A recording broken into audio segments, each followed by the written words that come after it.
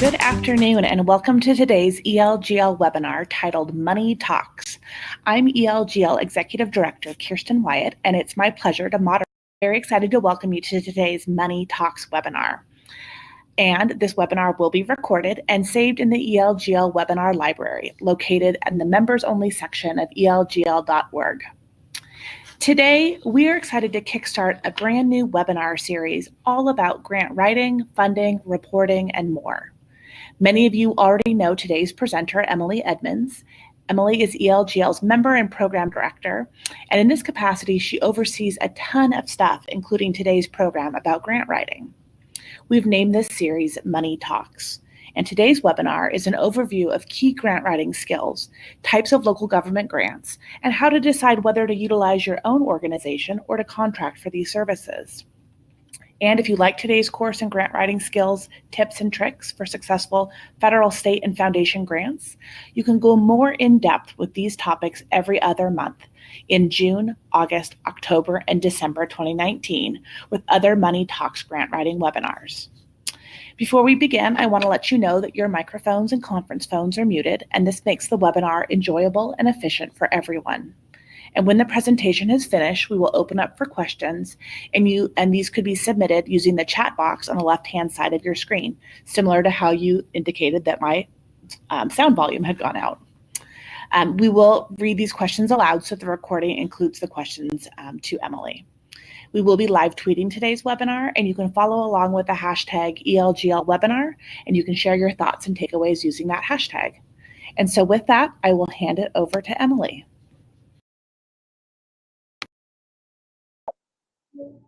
Thank you so much. I am so excited to be here with you guys today.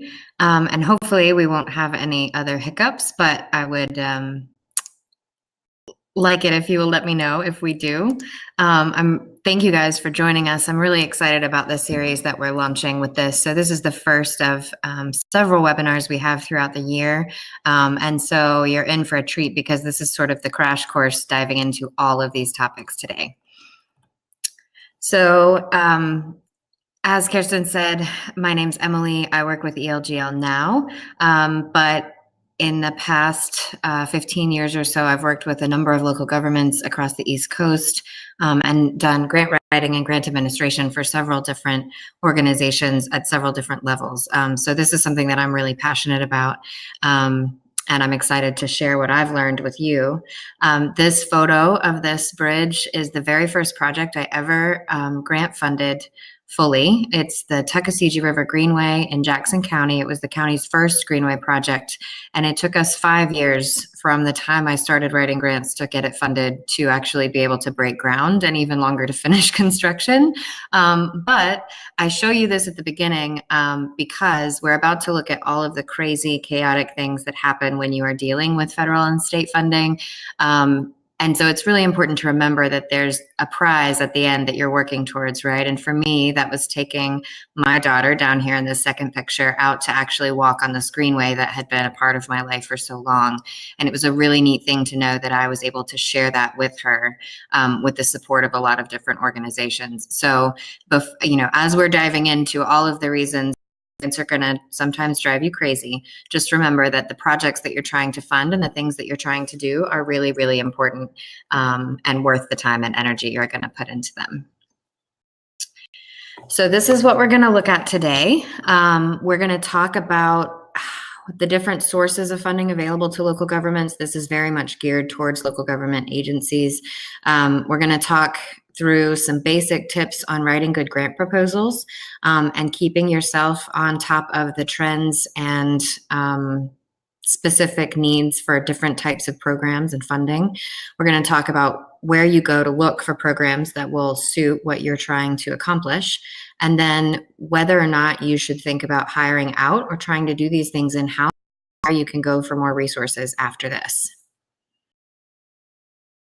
So the first thing that I tell everyone when I teach these classes is there is no such thing as free money, okay? So if you Google free grant money, this is just a couple of screenshots of what actually comes up. And almost none of this is entirely accurate. There is not really any such thing as free money. for you as an individual or for you as a government. Even when you're applying for programs that, for example, don't require match funding, which are few and far between, you're still going to be looking at money that you are investing into putting together good proposals, keeping track of different programs that you can apply for, and training your staff or hiring consultants to do this work. At the grant writing level, that means that you have some sunk costs up front for getting these applications prepared with really, in almost every case, no guarantee of success, right? You don't know who else is going to be applying in a competitive program. You don't know, if they have something particular in mind that they're looking for that you might not know about. So there's really no guarantee you're going to get the grants that you put the work into. But if you don't put the work into them up front, you're definitely not going to get them, right? So I always try to caution people to, slow down and remember that you are making investments. But even if you don't get the first couple of grants that you go for, the time and energy and resources you're investing into these first few proposals are going to pay off in the long term, because it's going to make you better and more effective at getting these things put together for future projects. The other thing I want to note here is that free money in that context is not just grants. It's also occasionally for local governments, loan programs with zero or low interest, and then also money for things like revolving loan funds that you can then turn around and use the interest to do more programming with. But all of those things are going to be covered in some of the later webinars. Today, we're really going to focus specifically on grant funding. So the first place we're going to start is with these three buckets of funding that are available to local governments. So the first bucket is federal dollars. Typically, these are agency-specific programs that come from different agencies working on different fields. These are going to often be released as a specific request for proposals. That's going to come out through grants.gov, which we're going to look at later in the presentation. These are also the most constrained by regulation. They have the most paperwork associated with making sure you're compliant with their requirements. And the other thing with federal dollars is that they're difficult to predict because there are political impacts happening every year when we reauthorize the budget or pass an omnibus bill that are going to affect how much money is available and in which program. The second level of funding available for local governments is usually from your state. Often this is going to come from federal sources to the state and then flow to local governments, but not always. Most states take some of their tax revenues and put those into those types of programs for local governments as well. And the thing about state funding is that they typically do both formal programs with a request for proposals that's competitive and direct allocation. So that is those cases in most states where you go to your elected representative and say, hey, we have this project that we want to do. And they say, okay, let me see if we can tag some money for you, and you get a direct allocation from your General Assembly or your legislative body. And then the third bucket of those funds is private funding from foundations most often. And there are a few other private sources, but most of the private funding, this is the least common for local governments to get unless you are working directly with a nonprofit partner as a 501c3 who is working on some of the same things that you are. Private funding does need to be part of your grant strategy, though, because sometimes it can fill holes that federal and state funding will not accomplish that you can do if you can build some really good partnerships, which we'll talk about a little bit later. So this is what you think your life will look like when you write grants over here on the left, right? You think that it'll be very organized and you will keep track of everything and everything will go smoothly. And what actually happens is the picture on the left, right? You sort of drown yourself in a lot of terminology, a lot of requirements that you maybe aren't familiar with if you're just getting started out. Even if you are really experienced with grant writing, every single program and every single funding agency is different. And so really you are learning as you go. There are a few things, though, that will help you as you start this process. Organizational skills are really important. You need to be able to keep track of deadlines, manage your time, plan for lots and lots of revisions and proofreading. You need to be able to do research and keep track of things that way. So storytelling is really only part of the skill set that you're looking for when you are looking to build a grant program in your organization. And that last bullet there is really important. The capacity to ask good questions of grant agencies and of the organization that you're writing for, and to roll with the punches that are going to come during this process, no matter how organized you are. Those are both really important. There have been lots of cases in which we've had excellent projects with lots of funding lined up, and things change at the last minute because it's not our money, it's their money. And so you have to understand that you are completely at the mercy of whatever the funding agency decides to do and when they decide to do it. And you need to be able to continually adapt and revise and work that into your grant proposal. So the reason that you need to be so organized and on top of things and able to research is because this is how federal grant policies are made. This is the actual infographic from grants.gov, which is the source you go to find federal grants. And this is the process by which a law that gets made that says we're going to put this money into this thing actually goes through all of these different steps before you are able to apply for it. And what that means is that everything in that middle column, the red and orange column, it affect how you apply for that money and how you actually spend that money if you get it. So in this example, the Data Act took from 2014 to 2017 to get actually set up as a program. And then in 2018, it started applying to everything that was coming out. And that's why I tell everyone that I work with on grants that it's really, really important that you do reading and research all the time, year round, whether or not you're actively applying for an application at the time. So what that means for reading is we're going to talk a lot about mission alignment in this webinar, and it's really probably the single most important thing to increase your chances of getting projects funded. Knowing the agency that you're applying to is only part of that problem. You need to understand what their goals are as an organization, but most of these organizations are also going to run multiple programs. So you also need to do a lot of research about the funding that you're going after and how your program is going to match up with that. Aligning those two things, what the organization is trying to do and what the organization offering money is trying to do is going to save you so much time and money in the long run that it is completely worth doing on a year-round basis. The way that we do this in past grant cycles for me is what we call a preliminary autopsy, which is basically a gut check moment where you take the project basics that you're trying to fund, say that you're trying to get a $20 million park funded. You're going to take that and put it through an autopsy process and say, does this line up with this funding source?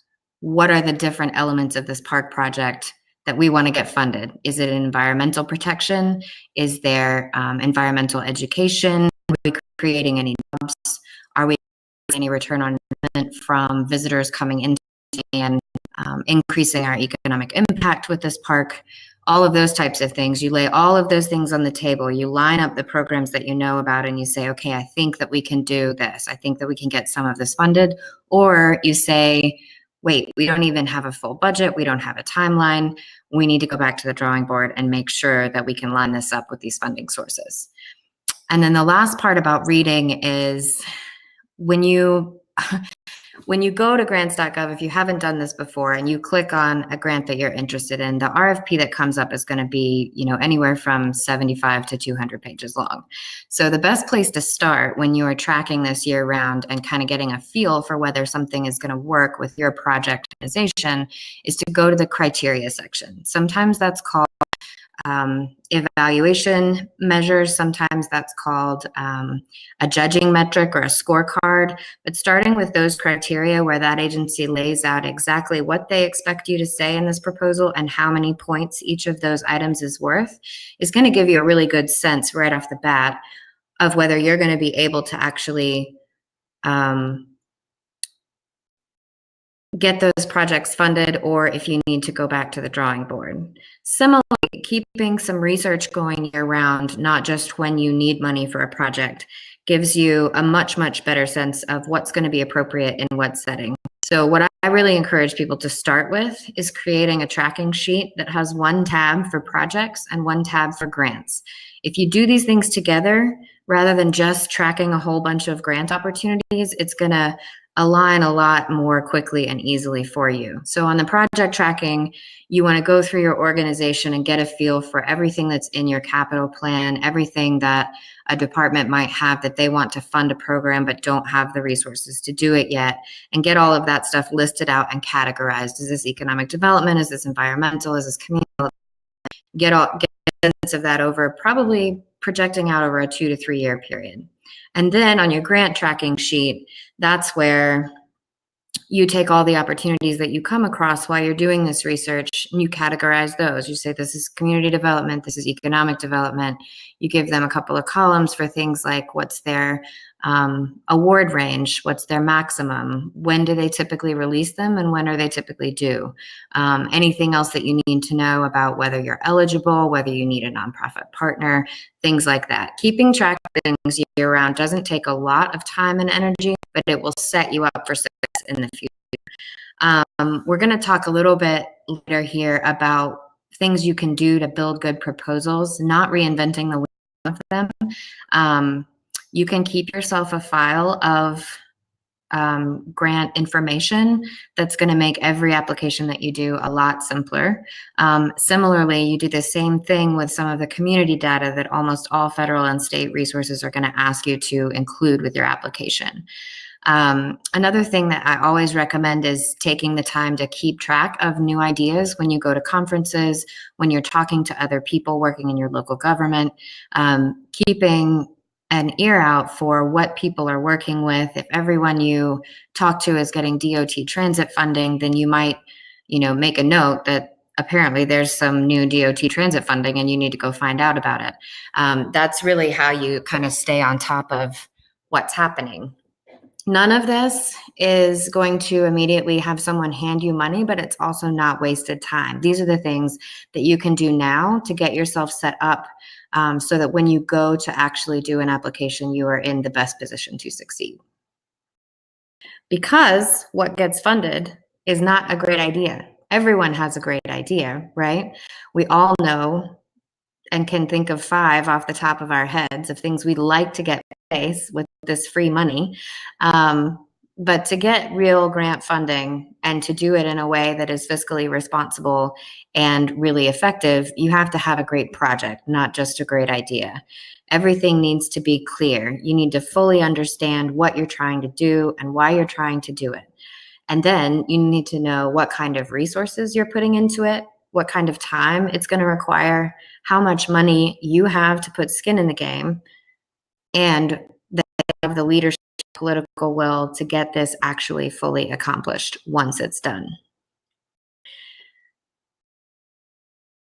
So when you get to an actual proposal that you are ready to sit down and start writing your application at that clean and organized desk we saw a few minutes ago, the first thing that's going to drive you crazy is that everything in a state grant is described. So there's an outline with 1A, 1A, all the way down. There are word limits in every section. There are restrictions on how wide your margins can be, what size your font can be, and how your application can be. This, however, is not the end of the world. It's actually what Adam Morgan and Mark Barden would call a beautiful constraint. There's a book that they wrote and a YouTube talk, a TED talk that are really good that I highly recommend about working within the limitations that you're given to create something in spite of those constraints. The reason that most grant agencies have these types of restrictions on their applications is because they have to read a lot of these, okay? Almost all of the grant reviewers are acting as volunteers or getting paid very, very little. They're doing it on top of their other jobs that make them qualified to be a grant reviewer. And they're reading a lot of them. So keeping everything as close to the same as it can be is really a helpful thing for the grant organization. And it also helps with comparing apples to apples, okay? It means you have to tell your story in the same way that another government has to tell their story. You're both going to be judged on the quality of the project that you are presenting, because all of your pages are going to look the same. All of your headings are going to be the same. Don't, blow through those, and also don't freak out about them. It's manageable. It just forces you to be very clear and concise in the story that you're telling, but it's a very good thing and can really, really help you as you go forward. The next thing that you want to think about when you're pulling a grant proposal together is not reinventing the wheel, okay? So there are a lot of things that we know that almost every federal and state and some private foundations are going to ask for during the application process. Mostly these have to do with your fiscal capacity and your organizational capacity. When an organization that's going to give you money wants to know who you are and if you can be trusted with their money, these are the things they're going to ask you for, okay? Things like current and past audits and budgets. They want to see your income statements. They want to see your balance sheets. They want to know that you aren't in default on any of your other financial obligations. They love to see that you've been funded successfully in the past and that you haven't had to give any of that money back or had any legal issues with other grant funds. And then they also like to see that you have match funding or that you have money in your budget to support other pieces of the project that might not be included in this proposal. I always try to make sure that I just keep a folder for the organizations I work with that has all of this information in it. I update it every year at the end of December when we get audits, and then again at the beginning of the fiscal year when there are new budgets. And that really, really helps you build up the sort of history of records so that you don't have to worry about that piece of it when you're acting on a deadline to try to make a grant proposal by midnight of the day that it's due.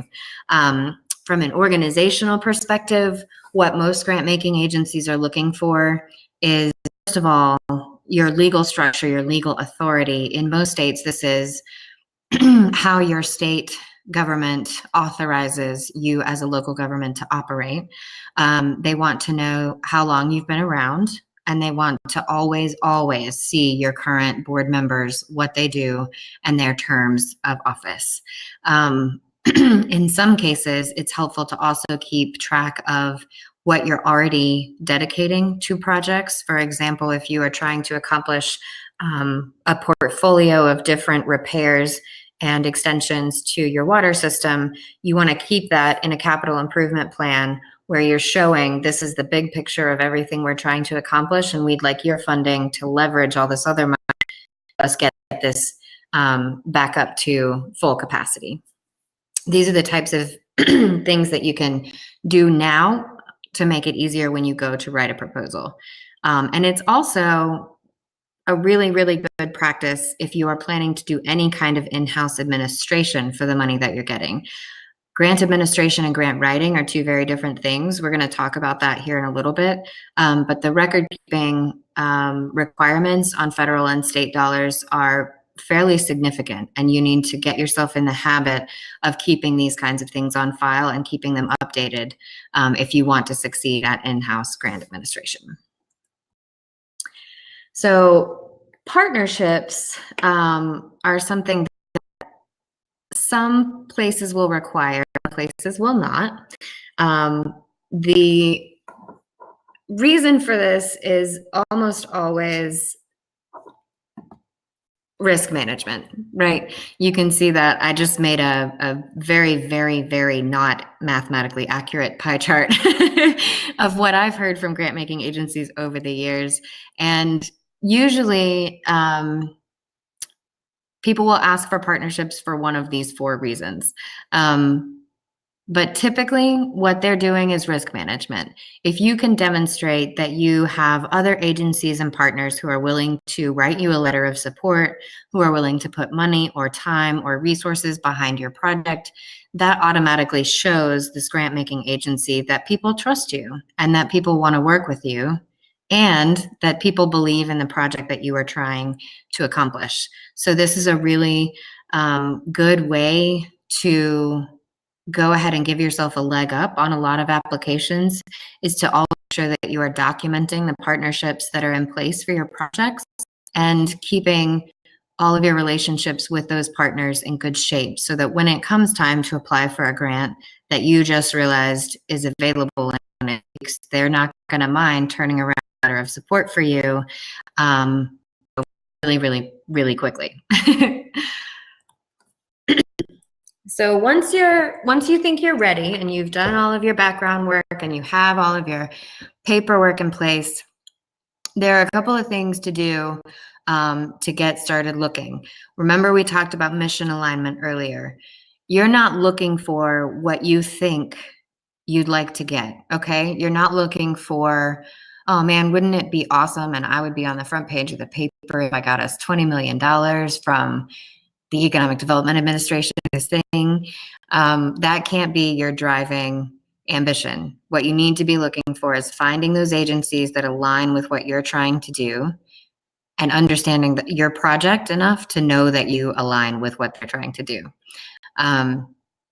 When you start looking, you should also really be understanding your audience. So once you've read about EPA or USDA or your state Department of Commerce, you should be aware enough to understand, okay, are these folks hiring out peer reviewers, or is this only the program staff that's been cut 3 times in the last 4 years that's going to be reading this application? Those are the types of things that are going to help you understand how to make yourself stand out when you're telling the story to these folks. It's also really important to understand that the politics behind all of the laws that we're making at the federal and state level are going to have an impact on how you write a grant proposal, okay? The first thing that happens is that people are told to evaluate something different. And so all of a sudden, EDA is calculating not just impact, but actual job numbers. And so you need to be able to calculate that in your proposal. If you're applying for an EPA grant, you now have to include job numbers as well as environmental impacts. So we're merging some of these different standards into lots of different pots of money. And being in touch with the agency that you are applying to is going to help you do that. And then making sure that you meet people. So I'm going to show you an example of field offices for federal agencies, but going to as many conferences and workshops as you can, talking to the actual grant officers and program managers who do this work is going to also help you make sure you are in the right place, applying for the right money at the right time. So when you're ready, I'm going to share a couple of links with you. Show you these. So we'll start right here.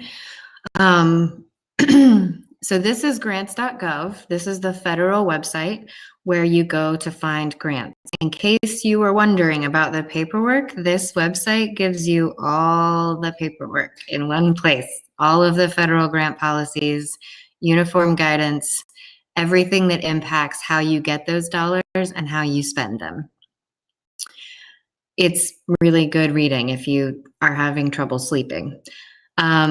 This Search Grants tab is where you go to see every open, posted, competitive program from the federal government.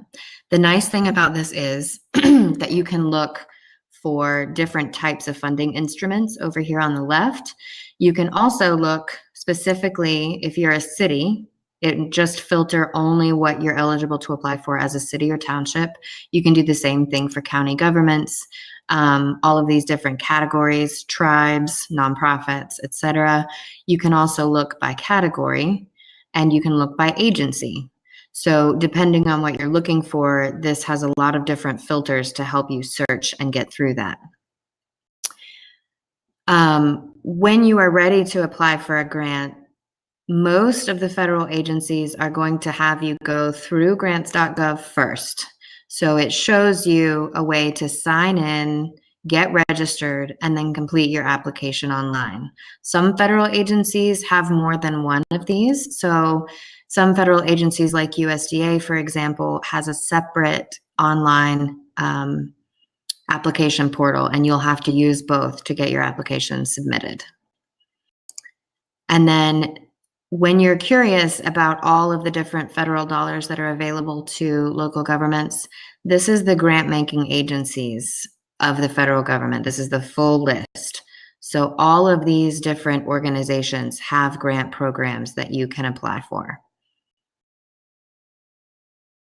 And then, as we saw in our slide, you have federal stuff, you have state stuff, and you have private stuff, right? So what I'm going to show you for state and private right now are examples from North Carolina. Your state might be different, but these are general departments in most that offer competitive grant programs. So this is for North Carolina, the Department of Commerce. They list all of their competitive incentives here, and then they also list all of their other grant programs, and you can find out about the requirements for each one online here. Same thing for our Division of Environmental Quality. This is where they list all of the different types of state grants that are available through DEQ for all of these different potential projects. And then another good one to check, this is the example I said I was going to show you. Most federal agencies that were on that list are going to have state or regional field offices. This, particularly for USDA and for anything you're doing with rural development funding, is an excellent resource for you. You have people who are on the ground who are not very far away from you, who can connect you with the right resources and help you put these applications together. Those folks are going to be really good resources when you are trying to navigate all of the different things that someone like USDA funds. They have multiple different programs in multiple different settings and for multiple different audiences. And so you can't just go throw in one application to all of these. Everyone is different, and everyone is going to have a different set of requirements and potential funding capacity for you. So that's where being able to come to your state site and actually find your local contact and talk with them about what you're trying to do, that's where that's going to come in really, really handy.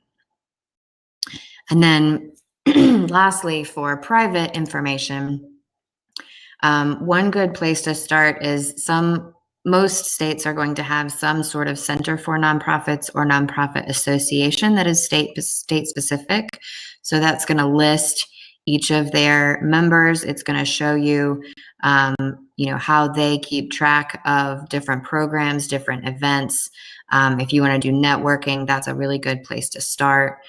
Another good one to always check is United Way. It's one of the largest in the world, and most smaller places have a chapter of United Way that manages a bunch of different types of donations and funding for programs. And then almost always you're going to have a statewide level of community foundations. So for North Carolina, as the example, this is all of the community foundations in every state, every county, and every city have this one membership website where you can go for information and find places that are close to you and grants from the state level that are also open to you to apply.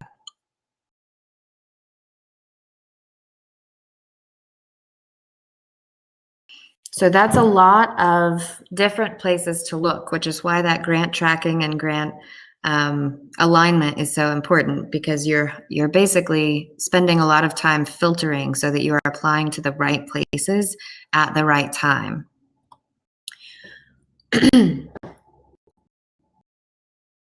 So when you are getting ready to do this, there's a things you need to think about. And you guys will have a copy of this webinar and the presentation with all of these links in it at the end of the day. We'll have this to reference back to. This first bullet on this slide is the most important thing I say to you all day. When you write a bill, you need to talk about the need that this project fills, not the need that your organization has.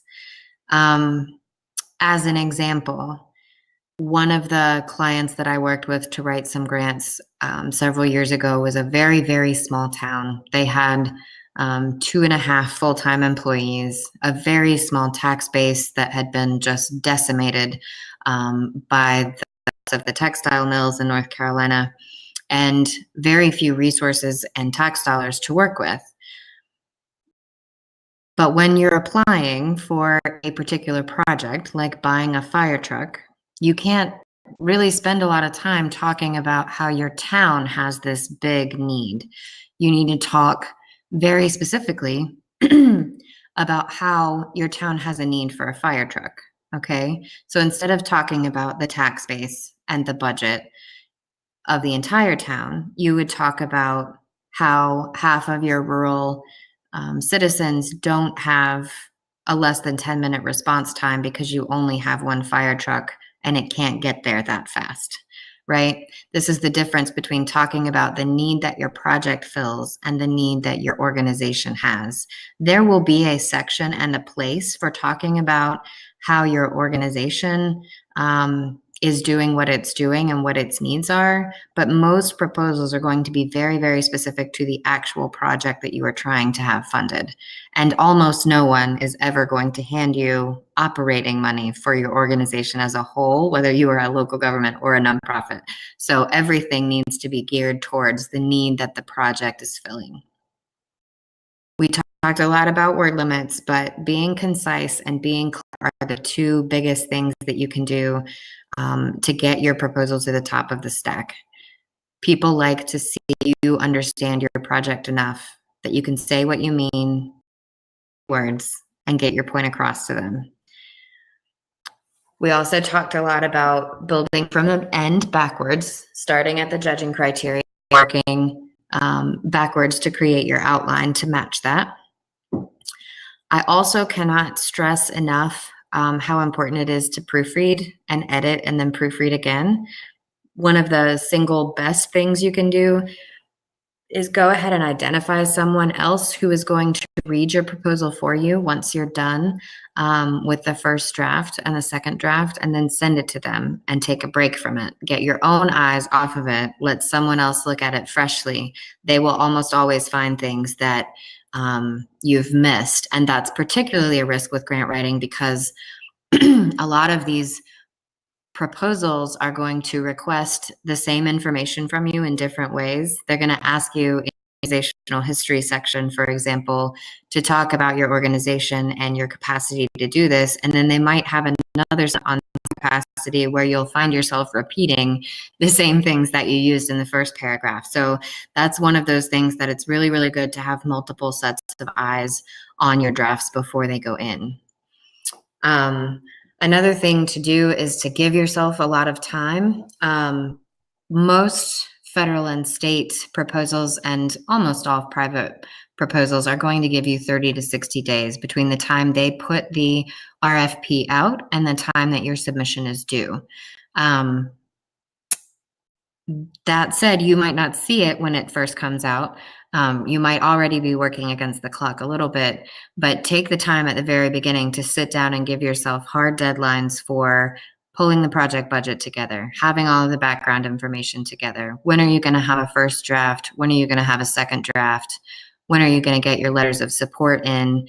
And how far ahead of time do you need to have this, submitted electronically, or in some cases, you'll be FedExing this in. It just depends on the program. So you need to make sure that you build a schedule that works for you because they will know, I promise, if you threw it together and submitted it at the very last minute. Another thing to keep in mind is that you also don't want to overpromise When you're writing a proposal, you want to make yourself sound really good, but you also want to make sure that what you're proposing to do is actually work that you can do, right? If you get this money, you have to actually do the project. So you don't want to set yourself a timeline or a budget that is unrealistic. And then lastly, this is something that gets better with practice, but trying not to whine when you are writing a statement of need is one of those things that's sort of hard to do. You want to be very clear about what the problem is, but you also want to be enthusiastic and energetic about how you're going to fix the problem, not just talking about how bad the problem is. So, with all of those considerations in mind, when we look at things like should you hire out or should you do DIY, there's a couple of different pros and cons. So, if you are hiring a consultant, you get the benefit of having it be someone else's headache. They're responsible for getting everything done. Typically, they have experience and a lot of practice, and most of them have relationships with grant makers that they've worked with before, and they're familiar with different types of organizations and what they require in the process. However, it is going to cost you money, particularly for good grant writers and administrators. You are also, if they aren't familiar with your location, your community, they're going to have a little bit of a lag time while they get familiar, not just with your specific community and what your needs are, but with the staff that they're going to need to work with to pull all of this information together. And then the other thing that makes it difficult when you're thinking about hiring out is that there is really no single nationally accepted way to know whether someone is good at grant writing or not, right? There are several different professional certification programs for grant writers, but almost all of them are sort of privately run or done by a member association, and they cost a lot of money. So most of the grant writers that I know and have worked with don't have them, but they're still very good. Some universities have writing certificates or graduate level courses that people can take. But really, grant writing is one of those industries where the only thing that gives you the experience you need is actually writing grants. And so you want to look for people who are able to show you a successful track record of applications and money awarded. You want to be able to look for people who have successfully administered grant contracts without any black marks against them or early ends to those contracts. And you want to be able to find people who have a demonstrated familiarity with the different types of funding that you are going to go for. Some of these are similar pros and cons if you're going to do this in-house. If you do it with staff that you have, you get to build your own capacity among your staff for writing these grants, which gives you a lot more future return on investment, right? If you train them for a year or so on these and they can continue to do that, that's eventually going to be a much better financial decision. They are already familiar with your staff and the projects that you're doing, and it could potentially save you money. But it could also cost you money, right? Because if you are trying to fit a staff member square peg round hole style into being the grant writer for your organization, and it turns out that they do not have the affinity or capacity for it, you will have lost quite a bit of time and money. Similarly, those things that they don't know because they don't have experience doing this will at some point come out to bite them. So those are some of the considerations that you should have when you're looking at this. And the biggest thing that I tell people too is that grant administration and grant writing are two different things. And your considerations when you're hiring out for these things are going to be very different depending on what you're having someone do. It's much easier to train internal staff to do grant writing and to help them with that and to build that capacity than it is to train someone to do grant administration. Grant writing is just the process of putting them together, submitting it, and waiting to see if you got the award. Grant administration is, yay, you got the money, and now you have to comply with all of these regulations. You have to procure things in a particular way. You need to make sure you're complying with things like Davis-Bacon and transparency laws. You need to have contracts in place for everything. You need to set up a file system that looks exactly like this so that when we come and audit you, we can find what we need. Grant administration is a much, much more complicated process. And so generally speaking, if I have folks who are looking at, do we need to hire a full-time grant person? How do we want to handle it? Maybe you start if you have some folks on staff who can do the grant writing portion, and understand that you're almost always going to want to hire out for administration unless you are a much larger community that can receive enough large federal and state grants to justify a full-time person who's doing your administration. The nice thing is that almost all federal and state grants are not they're not going to pay you back for your costs of writing the grant, but most of them are going to include a percentage of your award towards grant administration that can be contracted out. So that is covered in a lot of the federal and state money that you would be looking into. So now that I have blown your brains up with all of the crazy things, this is just a little fun homework thing to do. If you really are interested in doing this and you really want to start from scratch, that's what I recommend is once a week, 20 minutes. Take that 20 minutes, learn how to search at grants.gov, start looking on your state agency websites and identifying programs, build out that tracking sheet, read an entire federal request for proposals, and then you'll know whether you can handle reading lots of them or not. And ELGL has a ton of great members who are more than willing to mentor and sit down with people and have these conversations. So finding those people who can help you is another thing that's really important. There's a few other resources I've included in this so that when you get the presentation, you'll be able to go check these out. The only one that I want to point out specifically here is that Charity Navigator is one of the sites. There are 2 or 3 that do reviewed, sort of like the Better Business Bureau, but for different foundations and charities. And that's a good place to go if you don't know much about a particular organization that you're trying to learn about.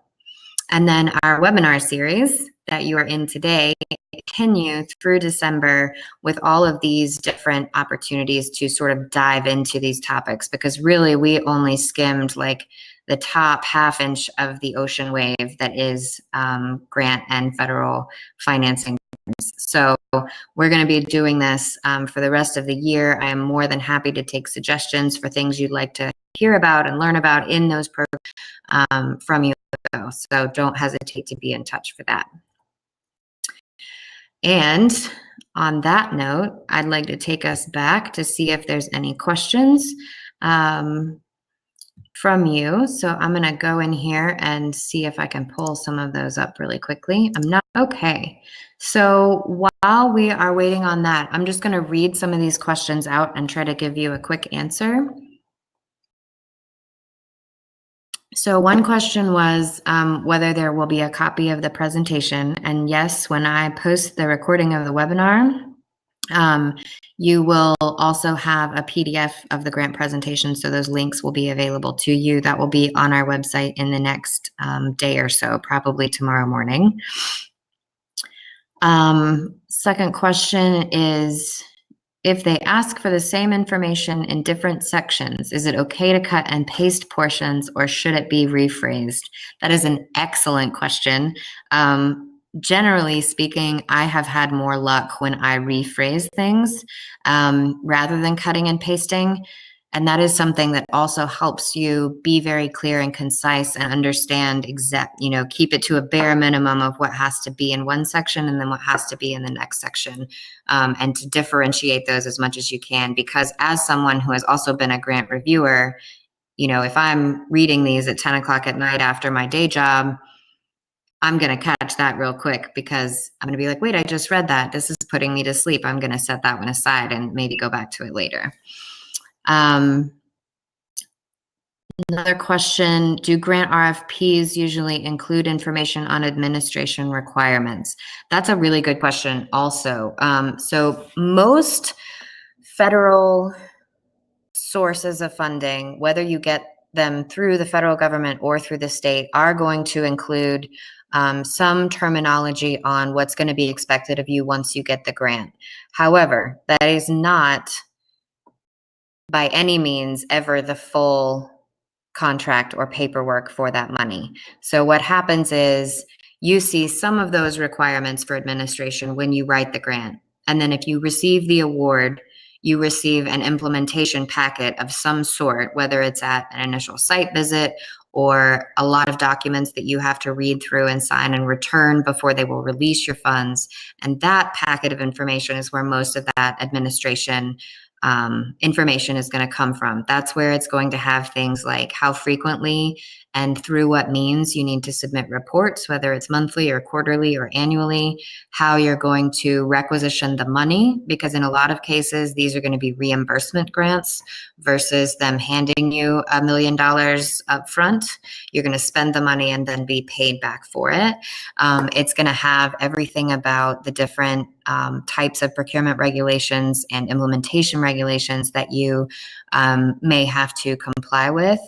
And that sort of leads into the next question, which was about what is Davis-Bacon. So Davis-Bacon, Glass-Steagall, and some of the other federal acts that cover how you spend federal dollars are going to impact different grants in different ways. So for some programs, if you're doing construction work, you're going to need to, for an example, if you're doing like a water and sewer construction project with USDA funding, you're going to need to do things like, be able to show that you are not only bidding out contracts and services, but in some cases, if it's community development funding, you might have to show payrolls for the month to verify that people are being paid what they're supposed to be paid. You may have to show how many people you've hired locally versus non-locally, all of those types of things. And so that's another reason why grant administration companies and experts who are doing this are so useful, because they've been doing this for a long time, running multiple programs, and they're very familiar with all of those regulations. You will be given all of that information in that implementation packet. It will tell you, okay, subject to this law, you need this, you need to report this, you need to include this. But if you've ever done any reading around federal regulations and federal grant policy, you'll know that it's not as simple as just going and reading a paragraph. It's usually, in 6 different places, and it's all very thick legalese, and it's really hard to, really get a quick, full understanding of what you're going to be required to do. If anyone else has other questions, please feel free to send those in to me. You can use the chat box, and I'm going to give one more minute for any other questions that might come in. And in the meantime, I want to show you guys. I'll just go ahead and pull this up. So this is the link to the Money Talks webinar series. This is where you go to any of the events, and this is also where I will post tomorrow the recording of the webinar and the PDF of the presentation.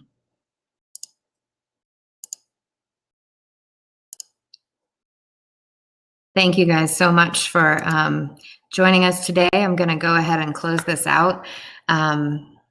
But if you have any questions, I had given you my contact information. It's right here. Emily@elgl.org is my email address. You can also connect with me on LinkedIn and Twitter, and we can, oh dear, you can't see the link. Let me put it in the chat box for you. You can feel free to let me know if you have suggestions for future programs or other questions that you would like answered, and I will be happy to direct you to all of the resources that we have. And with that, I will go ahead and end the webinar, and I look forward to seeing you all on the next one. Thank you and have a great week.